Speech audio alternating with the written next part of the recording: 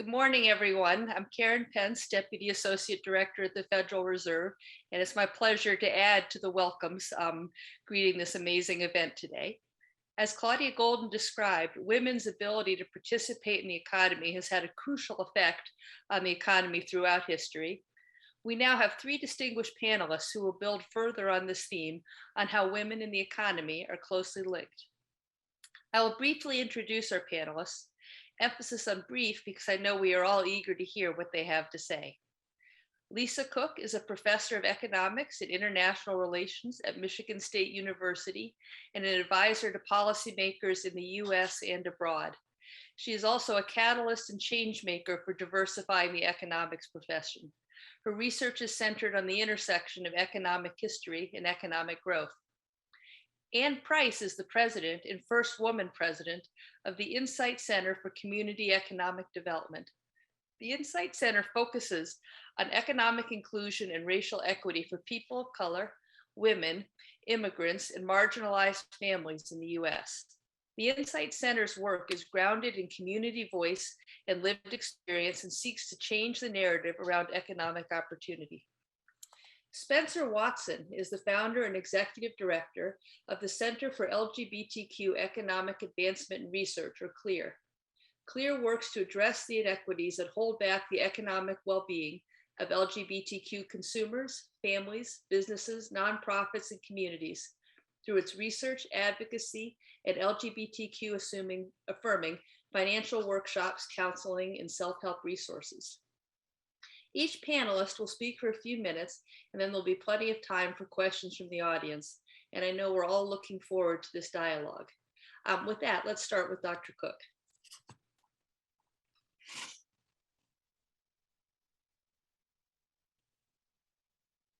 Thank you so much for that kind introduction, Karen. I'm so excited to be here and to talk about the historical impact, the impact of gender in the economy.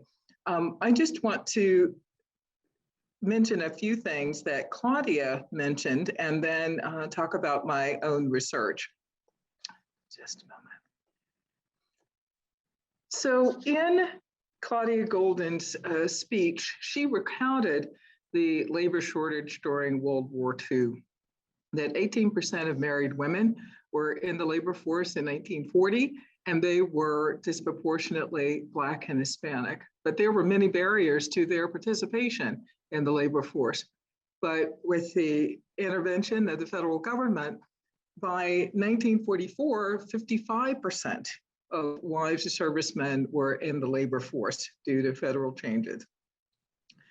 So coming to you from Michigan State, we understand how important Rosie the Riveter and her colleagues were to the war effort. So with respect to this and my research, we ask similar questions. Claudia and I asked similar questions. What is the economy missing out on because women are missing? This has been a focal point of my research on the economics of innovation. And this isn't what I was looking for. I was looking for the macroeconomic contribution with respect to innovation. And this research sort of fell off the page. There were two key findings from my early research. Number one, patent teams were more productive if they had any women on them. So using patent data from the 1970s to 2010, I found that mixed gender patent teams are more productive than single-sex male or single-sex female teams, particularly with respect to commercialization of patents. I also found that women patented an order of magnitude less than men in the US data. So when they patented, they were highly productive. And the second finding was that was with respect to GDP per capita. My co-author and I calculated that GDP per capita would be 0.6% to 4.4% higher with greater participation of women and African Americans in the innovation process. And those are the groups that I typically work on. So that is huge, that's significant. But I ask the same question is, as Claudia does in her book, Career and Family. How do we get more women into the process of innovation? How do we get more women into this sector of the economy? Well, as she points out in her book, supply is the first thing that everyone talks about with respect to policy solutions, mentoring, encouraging women to participate in STEM, and so on. Interventions like that will encourage more women to get into the innovation process, become a member of a lab, become a member of a patent team. But what I argue is that the demand side is a lot harder because it has to do with workplace climate. Why is it that if we could be a lot more productive, if patent teams could be a lot more productive, why don't we see more of them being included on patent teams? And workplace climate has to do with the kind of gender biases that Claudia discusses in her book. And one of the primary ones that I discuss is childcare. And this is long before there was a public debate about this, long before the pandemic. And Claudia has been talking about this for her entire career as well. So changing the way women can participate in patent teams, for example, would change how we calculate their participation or how much they participate. And it would change that for everybody, not just for those individuals. But as she says in her book, this is providing a remedy for the symptom and not necessarily the root causes. But I think we'll probably be talking about that more here. And I look forward to the conversation. Thank you so much, Karen.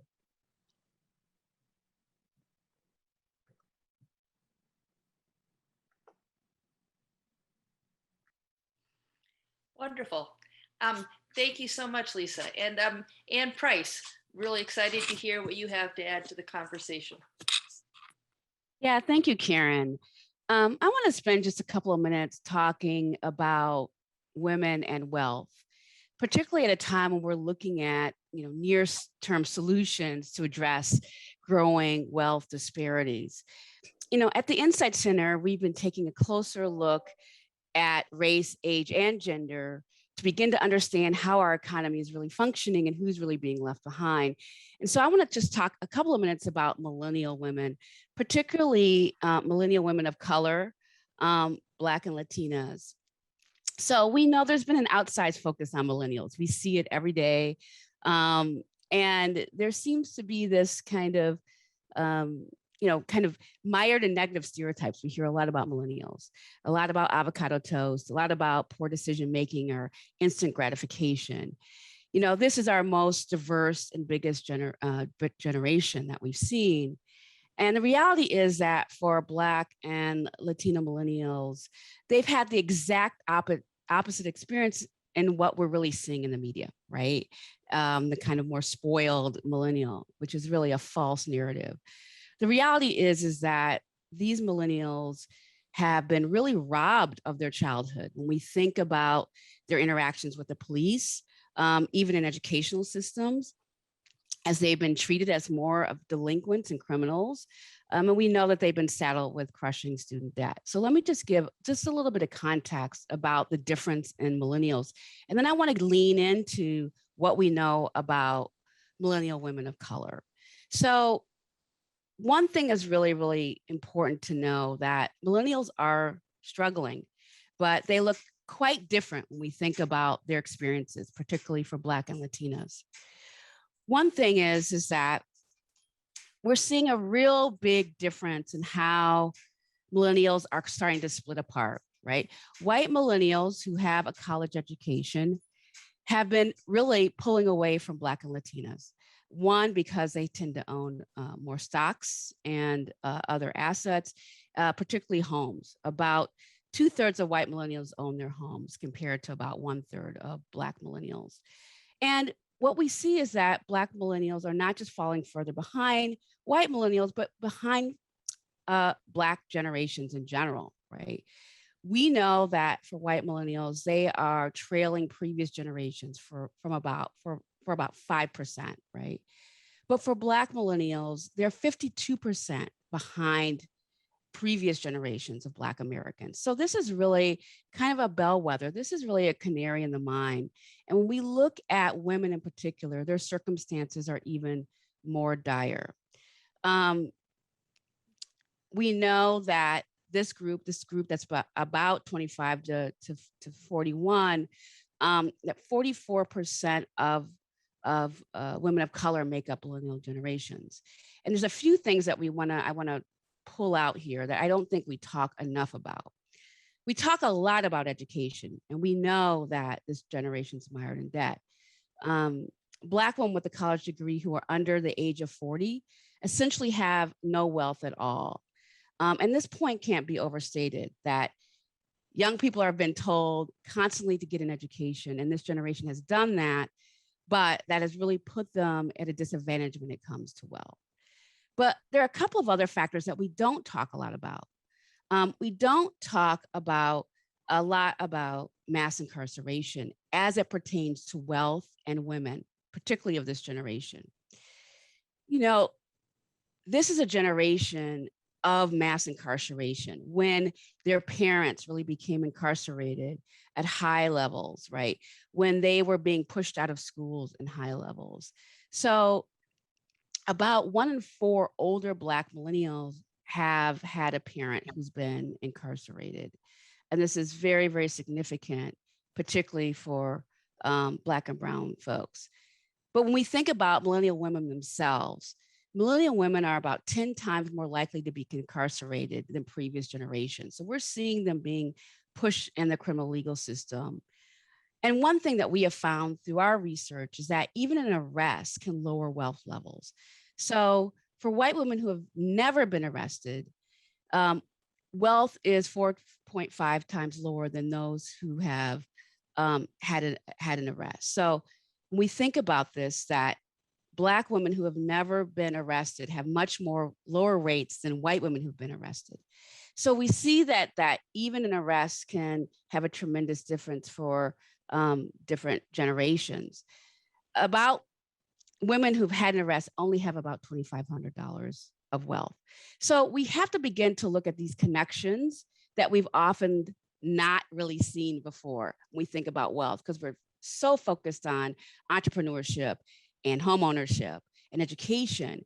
But mass incarceration is happening underneath that's actually pulling wealth out of families. It's not just millennial families themselves, it's really the people that they love and support, which leads to kind of another issue that we haven't really focused on. And that is the fact that millennial women have become caretakers at a rate we often don't really see, right? We don't really think of millennials as a sandwich generation. We think about older women in that regard, right? So I want to talk a bit about that. About 10 million Americans between the ages of 18 and 34 are caregivers for a family. And I don't think we think about that generation as caregivers. They make up about a quarter of all caregivers. And so when we look at millennials, this is not just an issue of childcare. This is really an issue of them taking care of older relatives, of parents, of older siblings. 75% of millennial caregiving women care for someone over 50, right? So when we think about the fact that women of this age are having their wealth pulled from various directions, from childcare themselves, that as an issue, from student debt, and now through their care of older folks. We see this particularly happening with Latinas. I think when we think about a generation who's been profoundly affected by caretaking, it is Latinas, right? Also, I just want to just kind of end by really saying that this is a generation now that has gone through 2 recessions. And when we think about older millennials, those closer to the age of 40 or 41, a couple of things have happened, right? One of the things is that we know that around the age of 29, a woman's wage growth starts to slow down, while men's wages actually start increasing and growing. And then women, when they hit their 30s and early 40s, their wages start to flatline. So women hit their peak earning age at 44. And for men, that's 55.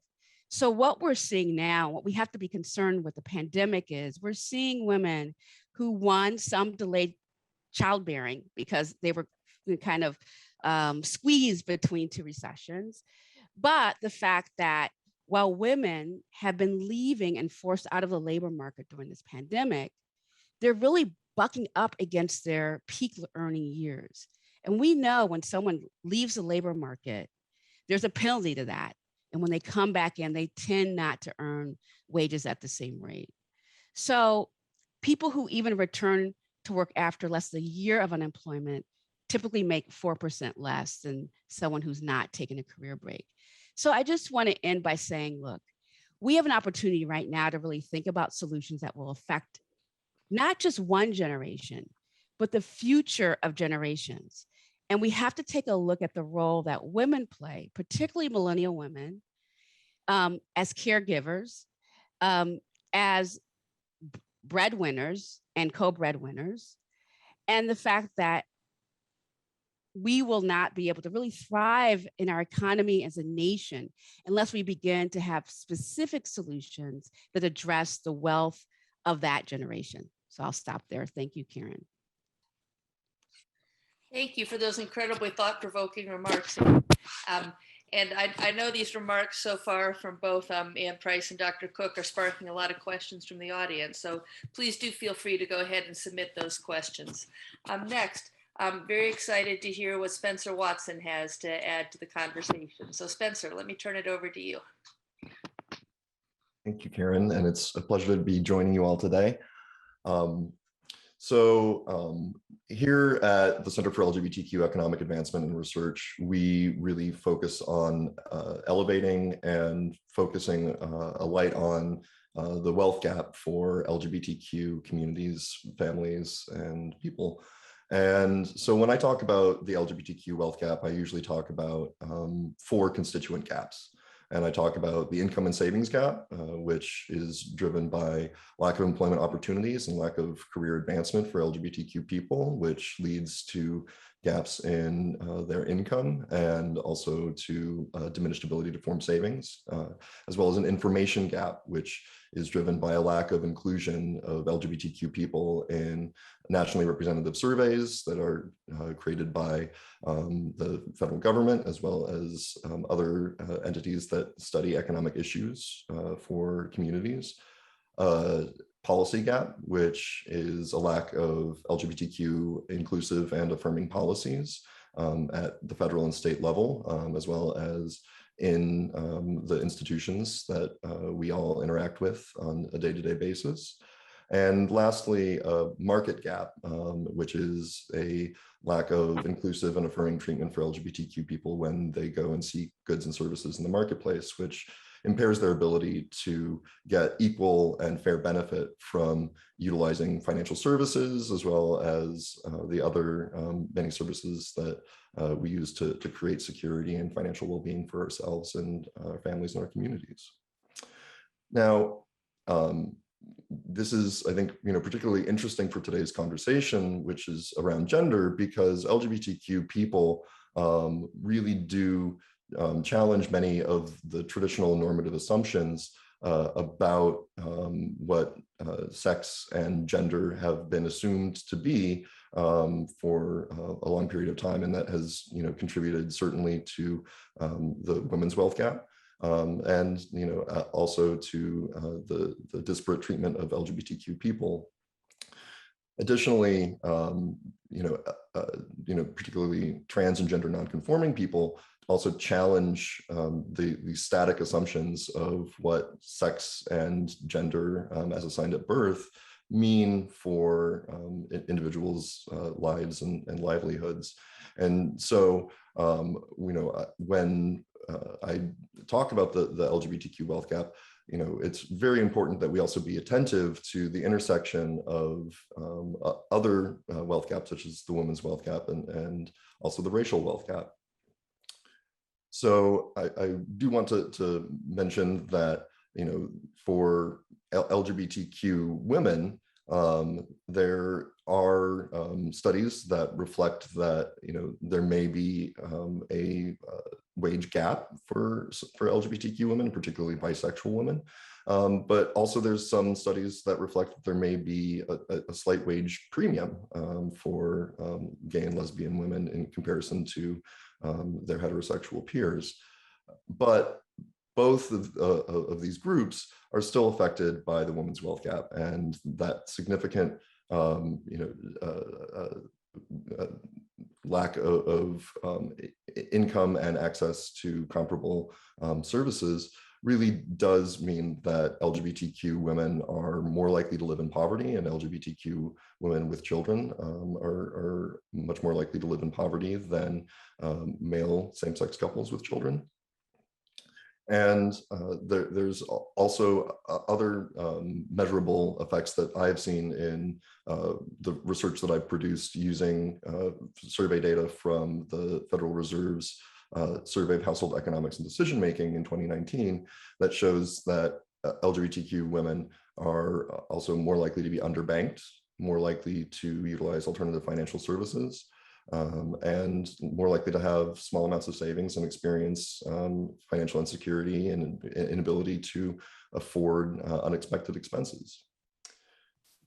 I also want to call attention to the plight of transgender and gender nonconforming people with regard to the fact that transgender women are more likely to experience a loss of income and career opportunities when they do transition, which really reflects the privilege of masculinity and maleness in our society.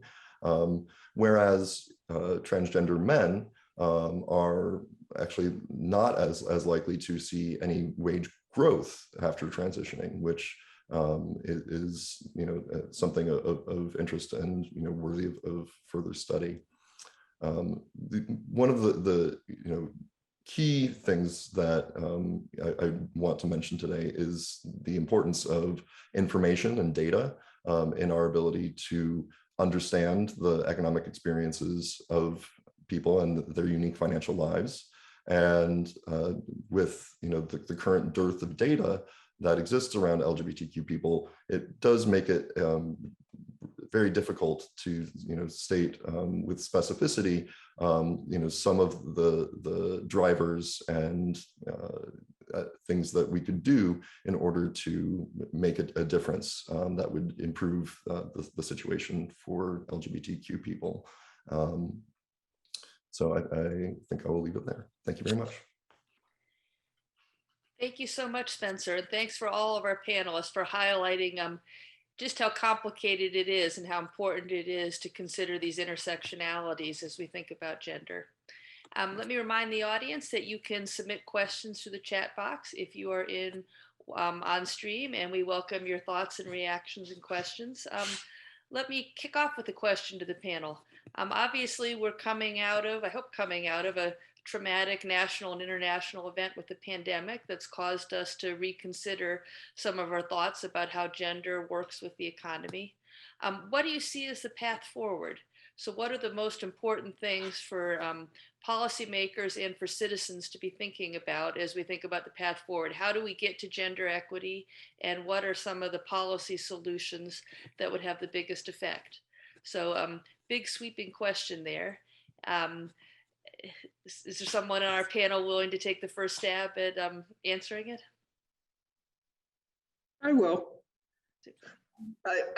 So the pandemic, if there's any silver lining, has highlighted so many issues that were longstanding. You've probably seen recently that the US ranks lowest or second to lowest with respect to provisions for childcare among the richest countries, among the OECD countries. And this is, I think it was Aaron Sojourner's graph that was making the rounds on social media. And that has been the case for a long time. I have been making this case to get women into the innovation process, into tech firms, into STEM, that childcare was fundamental to it, because a number of women who are on patent teams told me that, and their counterparts told me this too, that men were working way into the night as a team, you know, while they went and got their Cheerios and so on in the cafeteria, and they were missing out on the opportunity not just to collaborate, but to move up the ladder, to be a part of a project so that you have a team that you're building and growing.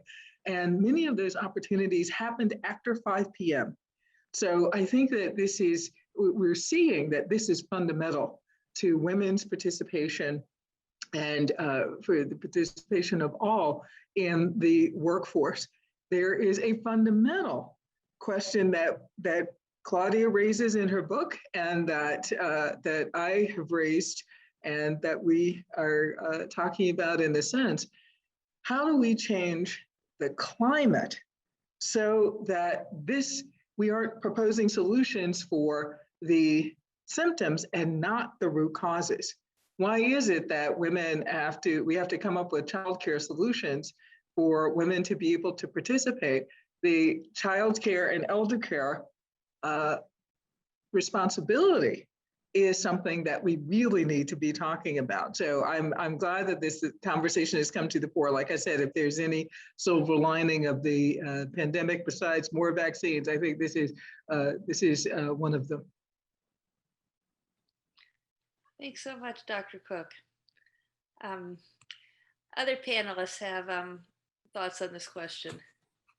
Sure, thank you, Karen, and thank everyone. I'm sorry that speaking of caretaking, my dad was urgently calling me right in the middle of my presentation. So thank you for your patience around that. I mean, there's something that's just very basic, and we do need better data and research, and Spencer laid this out really beautifully, but we don't know a lot about what's happening in women's economic lives.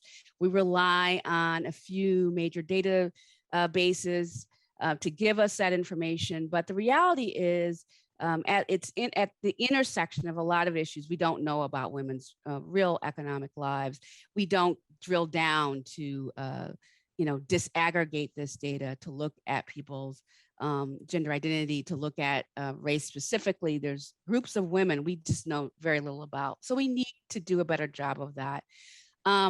We need to really be thinking about the issue, I think, of occupational segregation, where that is when people are crowded into jobs kind of unnaturally. We know, and I agree with you, Lisa, we have to think about our childcare infrastructure. All of those things are very critical. But when we look at where women are, and we've been really looking at this very closely, that women are across the board just pushed into lower paying jobs that don't have employer benefits. And even at higher income jobs, they still are suffering from wage discrimination. Michelle Holder, the economist, calls this the double gap, right? Where women are losing this. So we've got to really think about these kind of workplace and workforce solutions if we're going to really allow for women to take care of their families and also be able to actually move up a career ladder. Thank you so much. Spencer, any thoughts you have to add? Yeah, I do have a few thoughts, and I want to echo what both Lisa and Anne said about the importance of caretaking and actually valuing the importance of that, and providing affordable childcare for workers is, I think, critical, certainly for the women's wealth gap, but it's also critical for LGBTQ wealth issues as well, because 1/3 of LGBTQ parents with children under the age of 18 in their home said that that childcare was an obstacle to them working as much as they'd like to in the previous month. And so access to affordable childcare for LGBTQ families is essential for being able to enable LGBTQ workers to participate fully in the workforce. I also want to emphasize the importance of paid family leave, and specifically paid family leave that also includes chosen family, which would be family members who are not related by blood or legal relation, because LGBTQ families are more frequently formed out of individuals who are not biologically or legally related to each other. And LGBTQ parents are also more frequently taking care of children who they are not biologically or legally related to. And so the importance of that LGBTQ inclusive paid family leave would enable so many more people to participate more fully in the economy, and also to take the leave that they need in order to care for their family members without necessarily the risk of losing their job or loss of income. And I also want to I think talk about the importance of improving the inclusivity and training for workforce professionals who are attempting to work with unemployed workers in order to get them back into the workforce. Because there are so many more dire employment gaps for transgender and gender nonconforming communities, that those professionals really do need the training in order to work with those people and make them feel that the services that they're receiving are competent and tailored to them, and not merely trained to a general audience, which, as we know frequently, that assumption of normativity frequently goes towards the stereotypical norm, not necessarily the people who need it most. Thank you. Karen, could I just add one more thing? Would you mind? Please. So Anne brings up a really interesting point with respect to occupational segregation. This is so important. I would just add that Claudia points out in her book that that's one part of the problem. The larger problem is actually within occupations, that 2/3 of the difference in pay that would account for the gender gap in earnings has to do with discrimination that happens within the occupation. So I think we're back at this climate issue, which is a more fundamental issue. What is going on such that these pay gaps are longstanding and they persist beyond just the argument related to occupational segregation, which is still extremely important,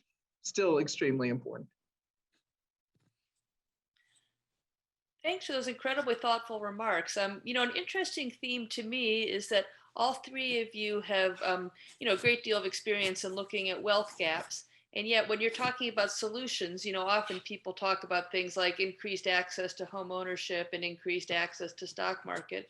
And you're really talking about a whole bunch of factors that don't get raised up so often in the debate, like literally people's ability to produce an income due to childcare responsibilities, due to incarceration, due to non-welcoming treatment in the workplace. Can you let me know, is that an accurate paraphrase of what you're saying, that there's a whole bunch of other factors that get left out often of the, racial wealth gap and ethnic and wealth gaps by sexual orientation that we're missing as part of the policy dialogue? I'd be interested in your reactions to that. Oh, I would say most definitely. I think our focus is extremely narrow and not really understanding that, of course, to even have that asset, you need to have wealth in the first place. And where is that going to come from, right? There are a myriad of ways in which wealth is blocked, which wealth is stripped. We haven't even gotten to a discussion about debt and how that particularly affects women, how even our bankruptcy system disproportionately affects women and can be a wealth stripping mechanism. And the fact that really our narratives are really, kind of driving solutions that are not going to take us where we need to be. We have to really think about narratives around women and their worth. I mean, this is what we're seeing. This is playing out in our labor market in various ways. We know that this is the case when we think about our social safety net system that is mired in very, very, harmful and negative stereotypes about women, particularly the welfare queen narrative that still is pervasive. And we look at our, other systems, child welfare system, also just the issue around work requirements, which is an issue that frequently comes up when it comes time to thinking about certain types of programs. So we have to go beyond what we have thought about before. And I think that one of the things that's really important when we talk about women of color is they are just simply cannot build wealth in the same way with the same tools that white women have built wealth with, because we know that white Americans were seeded with wealth through a number of policies over generations. And so they are positioned differently than women of color, particularly Black women. Wow, that was amazing. Spencer, Lisa, anything to add on to what Ann just said? I 100% agree with Ann that you can't buy a home if you don't have the wealth in order to acquire it. And so, in the research that we've conducted, as well as in previous research done by Freddie Mac, there is a significant difference between LGBTQ homeownership and homeownership for heterosexual cisgendered people. And so only less than half of LGBTQ people own their homes versus around 70% of heterosexual cisgendered people. And LGBTQ people are more likely to own their home with a mortgage and not to own their home outright. And part of that, I would hypothesize, would be because of a lack of intergenerational wealth transfers from parents to LGBTQ offspring. And so a diminished ability to create a down payment and to have the financial standing to qualify for a mortgage. And that really does also pan out in the data that we saw from the Survey of Household Economics and Decision Making, where about 44% of LGBTQ people said that the inability to qualify for a mortgage was a key reason that they did not own their home, versus around 40% of heterosexual cisgendered people. And so, over 70% said that they were unable to afford a down payment, as compared to around 60% of heterosexual cisgendered people. And I also want to underscore the fact that there are, as I mentioned, there's the LGBTQ community is not a monolith, and we have to be attentive to the differences between LGBTQ men and LGBTQ women. And LGBTQ women are much less likely to own their home than LGBTQ men. About half of LGBTQ men own their home versus around 43% of LGBTQ women. And just for reference, about 2/3 of heterosexual cisgendered women own their homes. And I think that certainly could be the result of those intergenerational wealth transfers, as well as wealth transfers in marriage, and from benefits received through being part of a couple that also has a peak earner income.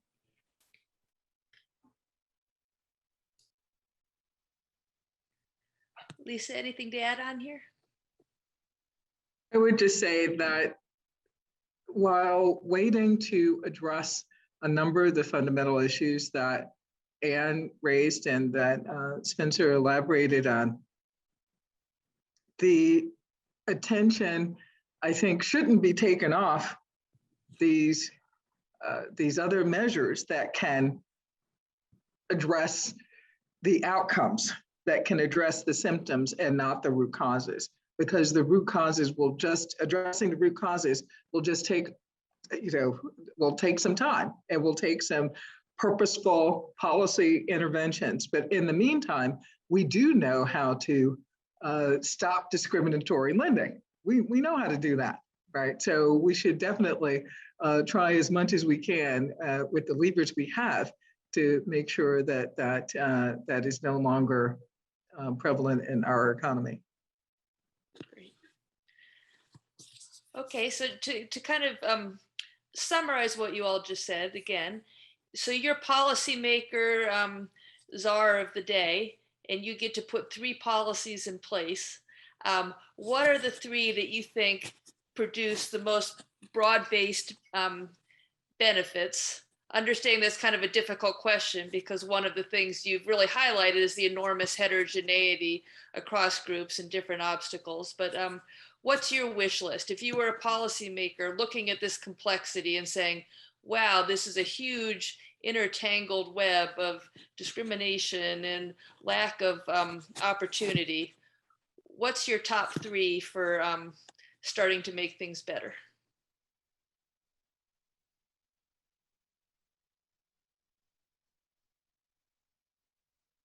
I thought Lisa would go first.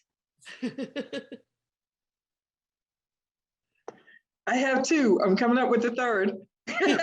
Well, okay. So all right. So I will start. I'll start where I started, and that is with much more generous childcare and elder care support for all working Americans. And Spencer brought up a good point. Paid family leave is something that I didn't mention at first, but is extremely important with respect to addressing these issues. Who gets to participate and work is determined in this way. And I think I would hope that this would be another silver lining of the pandemic. As you know, paid family leave is something that popped up at the beginning of the pandemic for a number of employers who hadn't funded it before. And third, I have been thinking so much about infrastructure in terms of preserving wealth.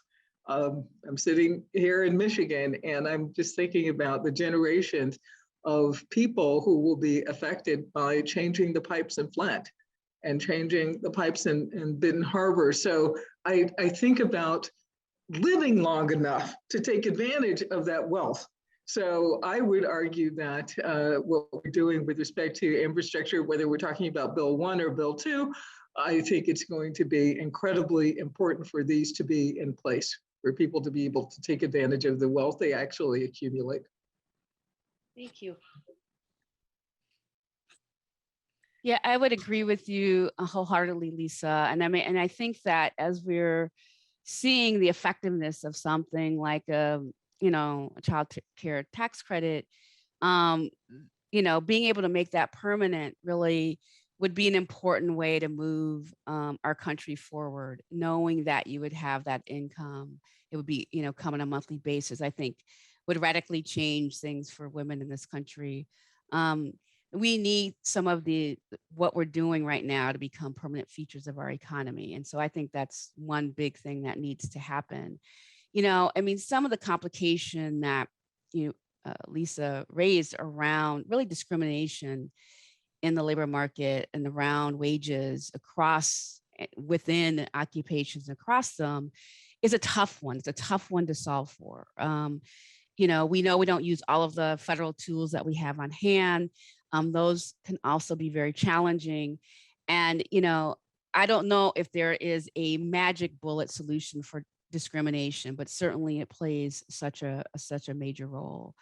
I think that when I think about like even the local level and what we're trying to push for, there are just so many debt levers. There are so many debt anchors that are pulling at women and pulling at families. And so when we're talking about even wealth building, people are just trying to get to zero.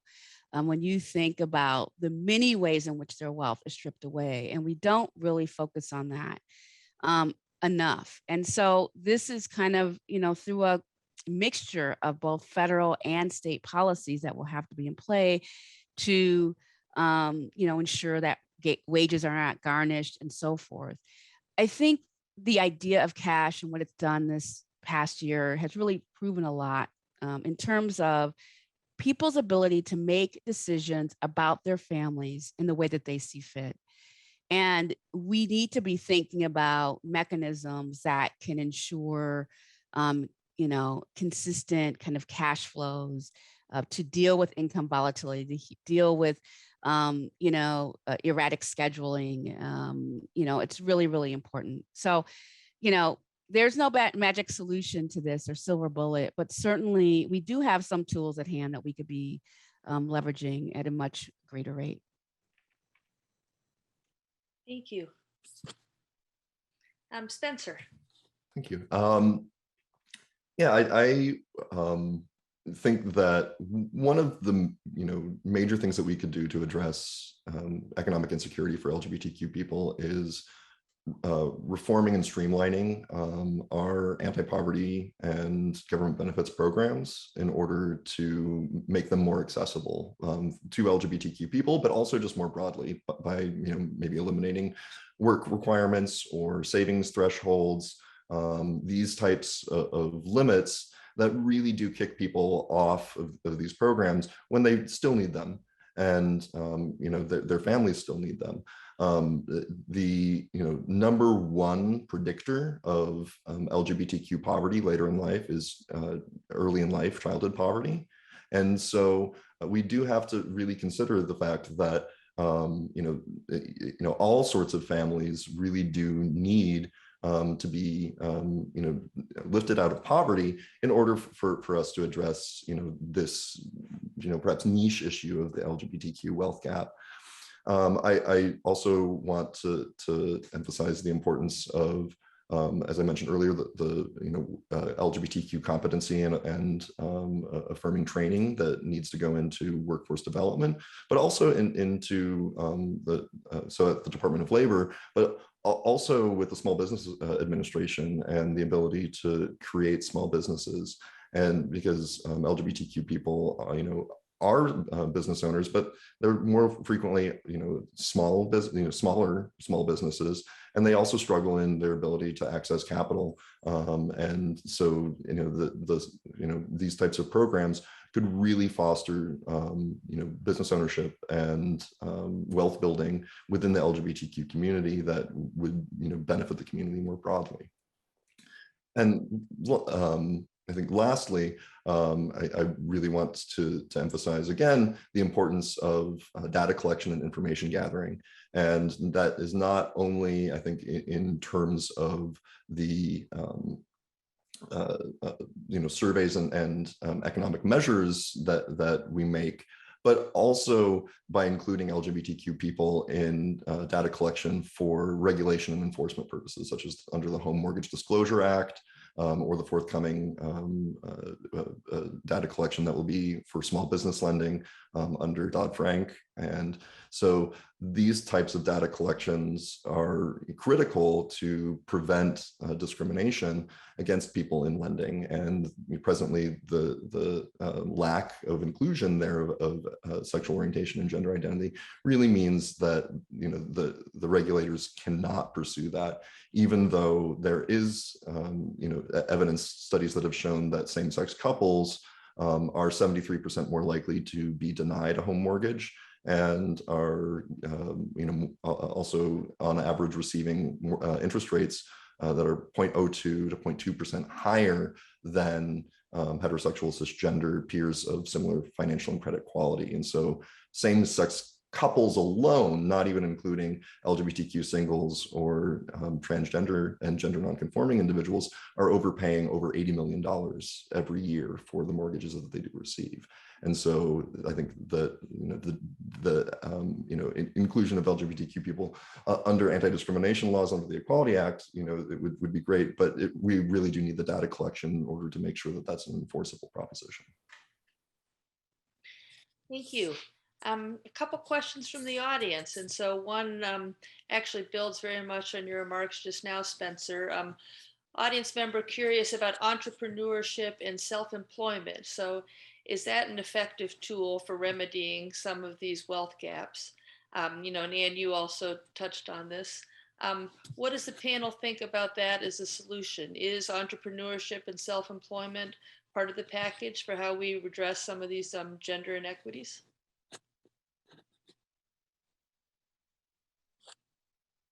I mean, there's no doubt that wealth can be generated through entrepreneurship. We know that that women are going into business for themselves at increasingly high rates, women of color specifically. You know, I think we have to be very clear about what is a wealth lever, under what circumstances can you build wealth, and what are individual versus structural solutions, right? So I would say that, you know, we have an outsized focus on entrepreneurship as an individual solution, right, to a structural problem. Certainly, we need to support people in entrepreneurship. We need to ensure that people can get access to capital and that their businesses can be successful. We know that you need wealth underneath to really ensure that you can stabilize your business and grow that business. And we often don't talk about that, right? And there's plenty of evidence to show why businesses, women's businesses struggle, who don't come in and don't have a lot of capital. But I think it's really important, and it's been said repeatedly, that we need to really focus on root causes if we're going to think about this as a structural solution. So I think that entrepreneurship is something that we, of course, need to focus on, but it tends to be a much more individualized solution. And it doesn't necessarily mean that it's a wealth lever, right? You know, we seem to think if someone can just open a business, they will have wealth, and that simply is just not the case. So there's a lot of structures underneath that we need to ensure that women have access to do this. But you know, when I think about what I'm seeing just in our work and looking at criminal legal fees that are imposed on folks, we just in the state of California relieved over $16 billion of debt. That's not even all the debt that is incurred, right? And who takes on this debt? Women, right? So even in terms of the role they're playing in caring for other people, right, limits their ability to even build wealth for themselves, and get access to capital, and mainstream capital. So I think that, you know, we need to put entrepreneurship in its proper place, what it does, what it means. And it's not going to solve our problem of a huge gender gap when it comes to wealth. Great, thank you. I might just add about women entrepreneurs and the innovation economy. Certainly the firms, the entrepreneurs that get the most attention in the innovation economy are the richest ones, the ones who can ride spaceships to space, get a ride to space. And I think it is telling, though, every time I update the data with respect to commercialization of invention, I look at the share of women entrepreneurs who are being funded by VCs, the founders who are being funded by VCs. For the period I've been studying this, so since around 2010, it has been stable at 5%. 5% of the founders who receive VC funding are women. Why is that? It like, did somebody whisper? Like, was there a memo sent around that the cap for women receiving VC funding is 5%? Now, I know that there's a literature that says that women should be doing other things. They should pitch. They are more successful at pitching the ideas and pitching competitions, Shark Tank and other things like that. But 5% still seems odd to me that it would be so stable. And I think this is a measure of data collection, because when we look at IPOs, for example, or we look at the richest people in the economy and entrepreneurship as a tried and true way into not just the middle class, but into higher classes, a way to stabilize one's position in the middle class. This is worrisome. We don't see women among the richest unless this is inherited wealth. So I think it's a real puzzle. but it has to do with some of the factors that we've been talking about before and that Claudia was talking about.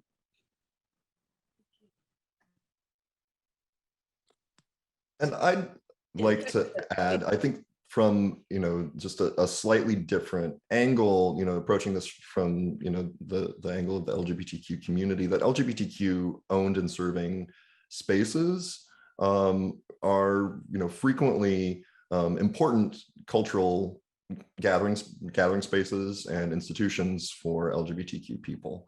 And so the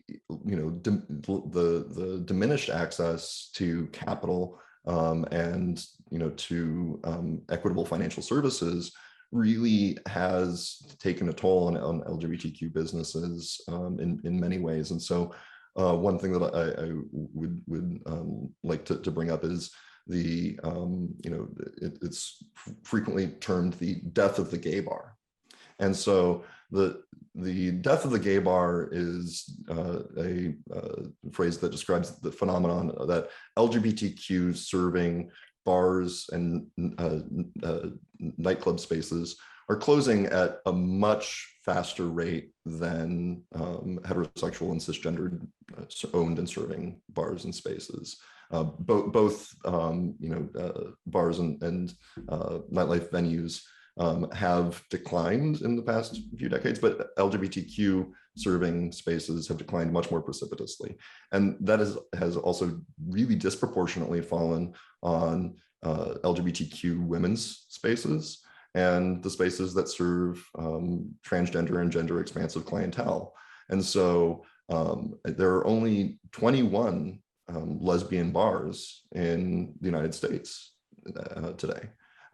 And so the precipitous decline of these spaces has really created a dearth of community space for people to go to and to feel comfortable in being themselves out in public space.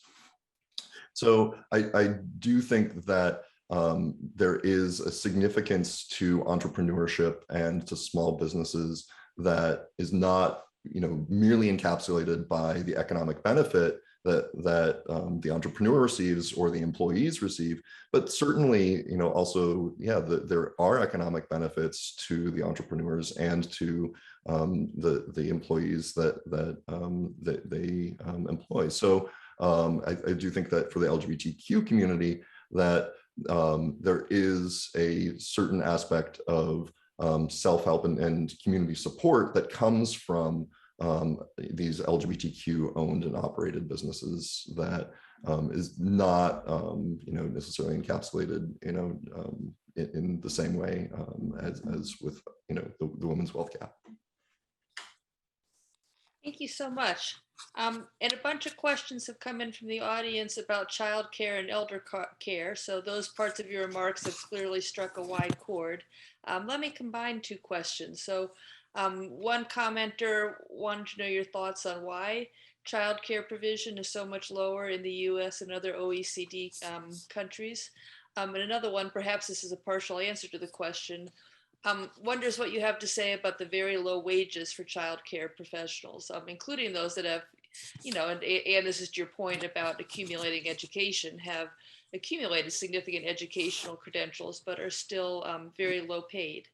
So if you have any thoughts on either aspect of those questions, why it's so much lower in the US and how this intersects with the wages that we pay childcare professionals, our audience would be super interested in your thoughts. I would say, and this is probably going to be an unsatisfactory answer, that it is historical. This has historical roots, that the public goods provision in many of the OECD countries is longstanding and ramped up after World War II, after the trauma of World War II. And it also is consistent with the way they view the healthcare system. I remember living in both France and in Britain, and I had visits just not because of an emergency, but visits from the doctor. I don't remember getting visited by a doctor at home since I was a kid, right? So it was striking. And I think that there's a very different perspective about supporting families and supporting children, supporting elders in these countries. That doesn't give us a good satisfactory answer for why this doesn't happen here. It happens just north of us, and for me, 55 minutes away in Canada. There's much more support of children and of families and these economies. So I think we can learn their lessons. I think that's the reason for bringing up this comparison with the OECD countries. We have a model to follow. Yeah, we speak to these, we look at these, the policies of other nations and other industrialized nations, and then wonder why we can't follow suit. I mean, we truly just don't have the same values. I mean, we don't have the same values around what public goods look like, how a nation should invest in those public goods, kind of how the importance of family is critical to an economy and what kind of supports are needed to put in place for that to happen. I mean, look at the discussion around paid leave, and the why we lag so far behind other nations, right? I mean, we do have to start to question how we value women, how we value their work, how we value caretaking in our economy. We just don't have those same values. And a lot of that really comes down to who we see as deserving and how we met that out. We have obviously a much more stingy and punitive social safety net. And this lends itself to why, these things are in place. Why do we think about women's work? I mean, that's devalued work. And it has been for generations. So there's no wonder why we lag behind on these measures. We just don't have the political will to change them, at least currently. And we don't care enough about GDP and standards of living, right? Because if we make the argument that these policies would make the economy more inclusive and would raise GDP and GDP per capita from all the perspectives we've been talking about, whether we're Ann, Spencer, me, we don't care enough about this profit maximization that we keep talking about, and about standards of living, GDP raising standards of living. We don't care enough about that.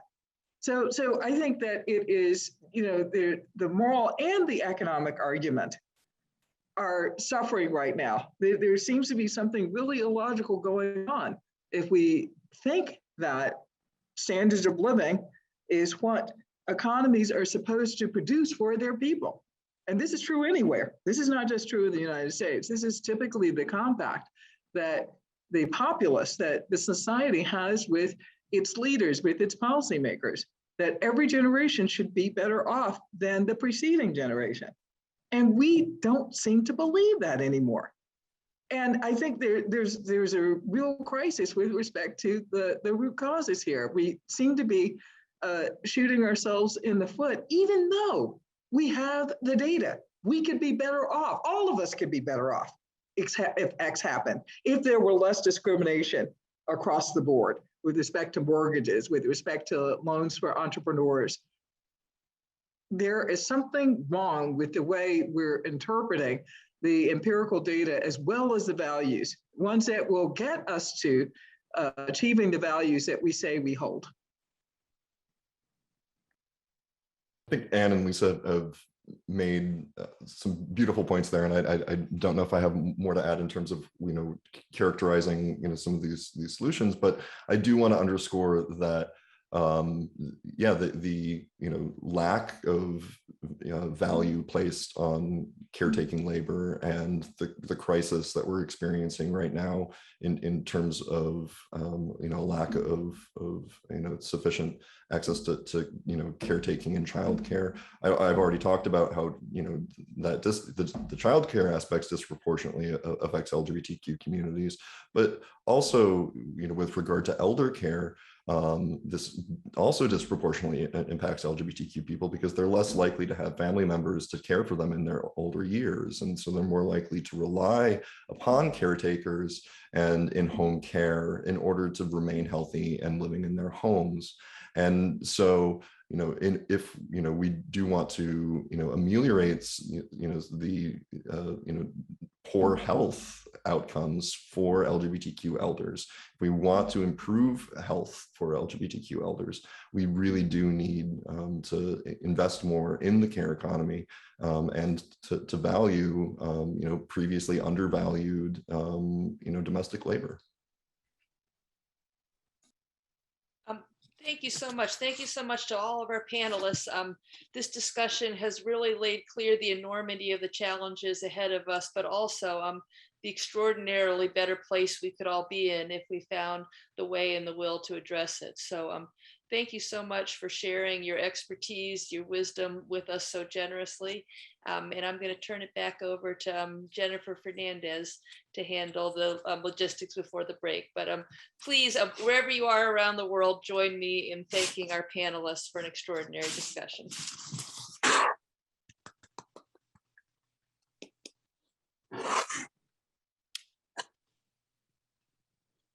Thank you so much, Karen, and thank you everybody for joining us this morning. What a great conversation. We have a lot going on this afternoon, so we hope you'll come back. We're going to take a short break for about 30 minutes and resume at 12:30 Eastern time. Thank you.